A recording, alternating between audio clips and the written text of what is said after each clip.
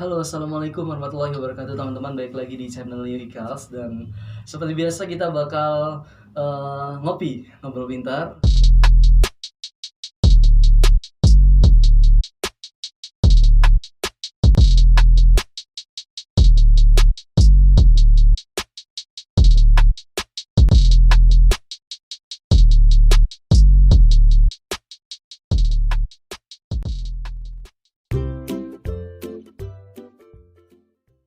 Kali ini di depan kita semua sudah hadir salah satu orang yang hebat yang saya kenal beberapa hari yang lalu.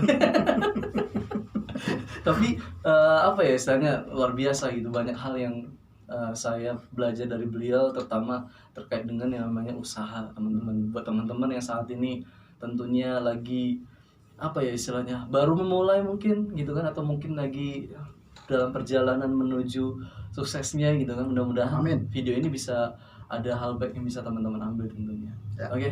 Mungkin Kang Anton disapa dulu, dikenalkan dulu biar Oke, lebih terkenal. nama saya Anton, rekannya Kang Herman tentunya. Kalau disebut dia belajar, saya bukan dosen atau guru. Saya hanya teman saja, saling sharing di dunia usaha seperti itu. Oke, mantap. Ini Kang Anton tuh pengacara ya tadi. Pengusaha banyak acara. Kang Anton dulu apa ya? Saya pernah di radio juga ya? Ya. Itu Hai, berapa? kok gua buka kartu ya? Itu masa lalu. Maksudnya itu kapan sih Kang?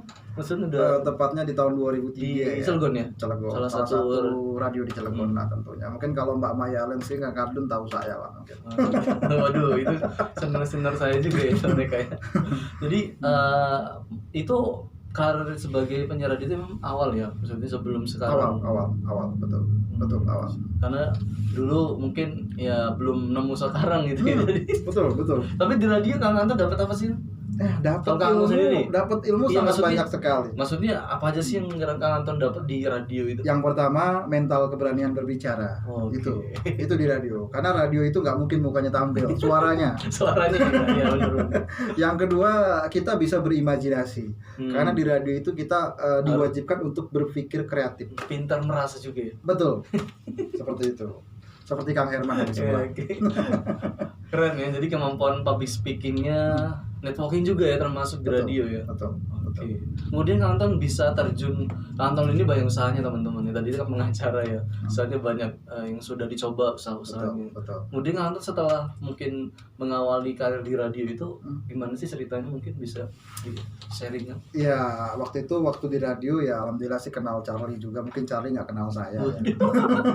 Kalau saya masih Charlie ingat karena penonton ya? karena dia udah sukses mungkin ya. Dulu pernah wawancara? Pernah wawancara kita nongkrong bareng. Nongkrong bareng. Ya pernah lah. Pepep segala. Dulu sering say hello, sekarang say goodbye gitu. Mereka udah di atas gitu ya, di atas panggung. Oh gitu, di atas Jadi, panggung kan nggak mungkin bisa gitu kan. lah, ngobrol. Weda gitu kan. Iya. Oh iya. Oh, idenya cemerlang juga loh. Ya seperti itu. Lalu saya sebenarnya terjun ke dunia usaha itu nyasar ya teman-teman ya. Nyasar. Pertama saya bekerja di bagian marketing ya, bagian salah satu perusahaan di Cilegon. Ya, di situ beberapa kesempatan yang namanya marketing itu satu istilahnya tidak ada yang tidak mungkin. Kalau orang keren bilang sih palu gada, apa yang lo perlu gua ada. Waduh, ngeri juga palu gada. Harus selalu siap. Kalau customer menawarkan ini bisa, harus bisa. Resiko belakangan. Ngambil resiko. Betul. Yang penting kita bisa menghitung lah. Ini sukses apa tidak, seperti itu. Mengukur lah intinya. Walaupun tadi itu ya resiko mungkin bisa di ini kan, ketika kita bisa oh ya targetnya. Yang penting yakin tadi ya. Betul, bisa. Yakin bisa. Karena semua pasti ada risiko. Anda latihan sepeda, motor pasti resikonya jatuh. Oh iya benar. Betul kan? Belajar mobil resikonya nabrak. Sampai belajar jalan pun resikonya jatuh. Seperti itu. Semua ada resiko. Kok saya kayak motivator ya? Gak apa-apa. Justru kan saya mendengar tentu istilahnya mungkin bisa jadi inspirasi juga nih buat teman-teman. Tadi itu kecemplungnya gimana sih, kecemplung ke dunia usaha? Ya kecemplung ke dunia usaha itu pada saat itu teman saya kan lagi buka usaha, tiba-tiba dia itu banyak dibohongi orang kan. Ngajaklah saya seperti itu. Ya saya mau, walaupun saya tidak dibayar pun saya mau. Intinya saya mau belajar. Setelah itu saya baru paham, oh begini loh usaha. gitu loh. Kita sekarang saatnya kerja cerdas, bukan kerja keras. Boys. Keren. Karena otak itu lebih mahal dibanding keringat. Kalau menurut saya gitu kan. Kalau menurut saya gitu loh. Seperti itu Kang Herman. Jadi intinya usaha pertama itu mungkin buat investasi leher ke atas, katanya gitu ya. Kalau bahasa sekarang betul, seperti itu. Jadi awalnya itu emang ikut-ikut aja? Ikut-ikut saja awalnya. Setelah itu ya saya akan memberanikan diri buka usaha di bidang konstruksi. Alhamdulillah di Tangerang sempat kita sukses. Kita juga buka toko juga sembako, sempat sukses juga. Karena tadi usaha itu nggak mungkin otak sendiri ya, pasti otak bersama seperti itu. Kita bermitra lah, itu lebih baik. Seperti itu. Anton, kuncinya apa aja sih kalau buat teman-teman saat ini?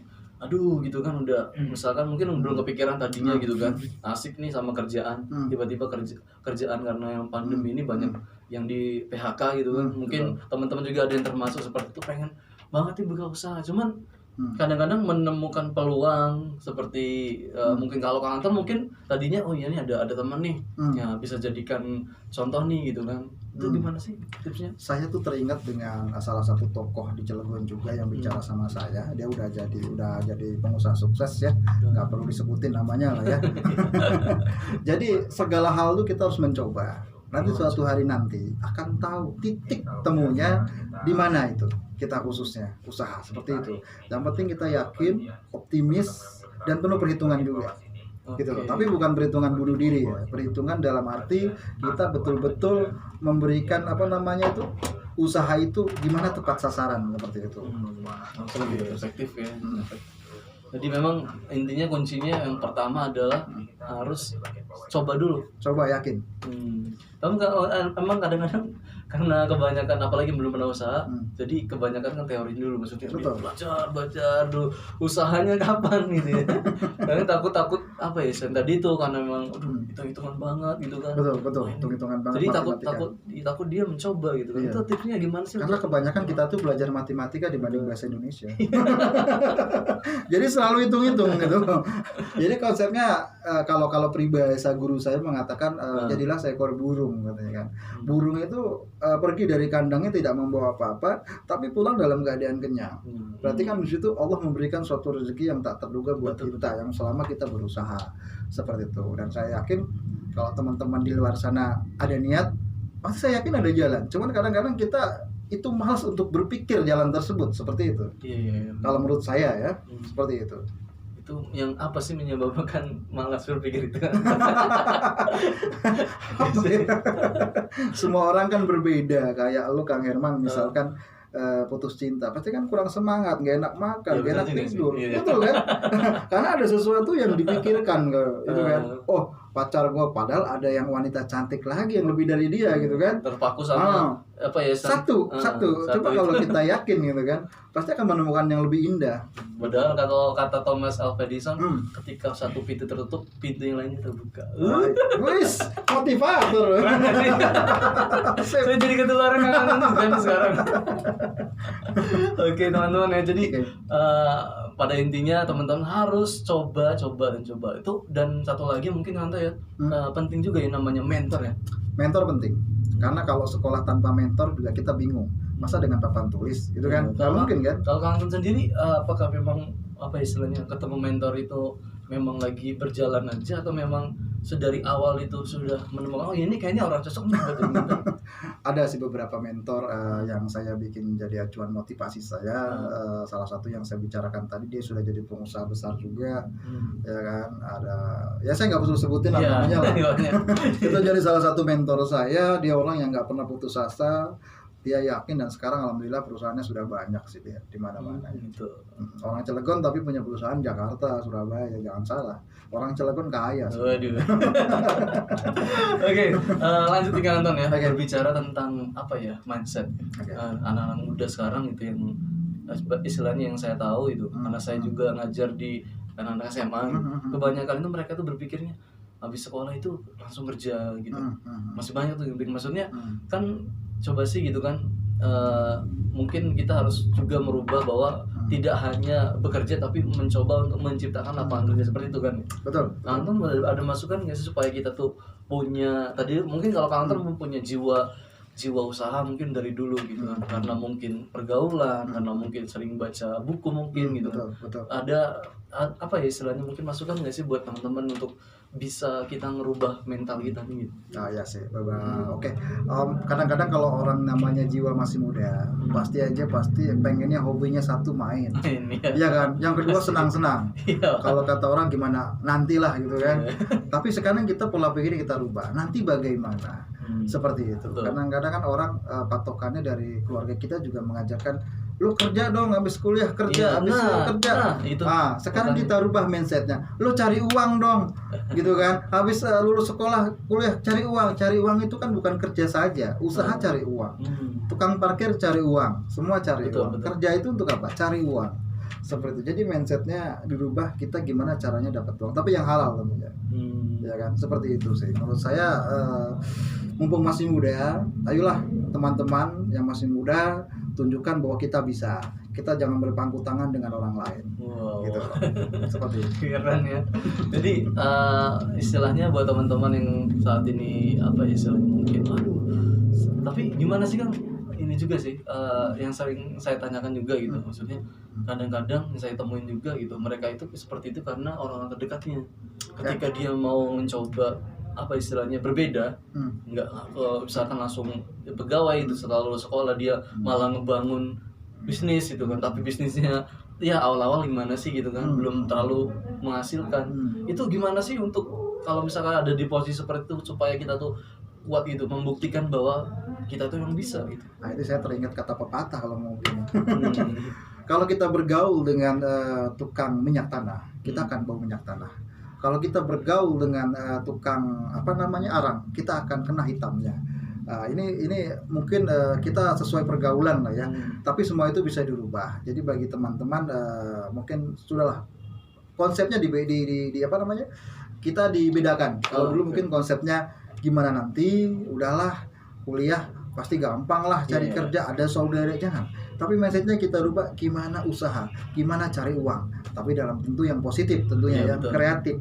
Mumpung masih muda, ya kan, kreatif mungkin masih tinggi, daya pemikiran kita masih luas. Itu yang kita manfaatkan seperti itu. Oke Kang, terakhir ya, mungkin buat teman-teman, karena konten kita nih, konten saya nih gitu kan di Ngopi ini, kita lebih cocok loh. Nanti kita bikin acara ya. Istilahnya anak-anak muda lah target saya gitu, yang buat apa ya, ngerubah mindset yang tadi itu, biar punya mental untuk menjadi seorang pengusaha. Mungkin pesannya buat teman-teman. Ya pesannya sebenarnya tadi sudah saya katakan. Yang penting kita yakin, ubah mindset kita bahwa kita cari uang bukan cari kerja. Upayakan kita membangun lowongan kerja buat orang lain dibanding kita harus bekerja. Itu sih lebih baik. Tapi kalau memang Anda punya kelebihan kecerdasan ya nggak masalah, ya kan. Cuman ini buat motivasi teman-teman. Ayo kita bangun kota Cilegon bareng-bareng. Tentunya dengan bersama kita satukan misi, kita satukan pemikiran. Banten khususnya Cilegon akan sukses. Mantap. Ini kayaknya calon wali kota 2050 ya. Oke Kang, terima kasih ya. Sama-sama. Sukses buat bisnisnya dan mungkin usaha-usaha yang lainnya juga. Buat teman-teman tentunya tetap semangat juga, tetap stay tune juga di channel Dewi Ikhlas. Terima kasih. Wassalamualaikum warahmatullahi wabarakatuh.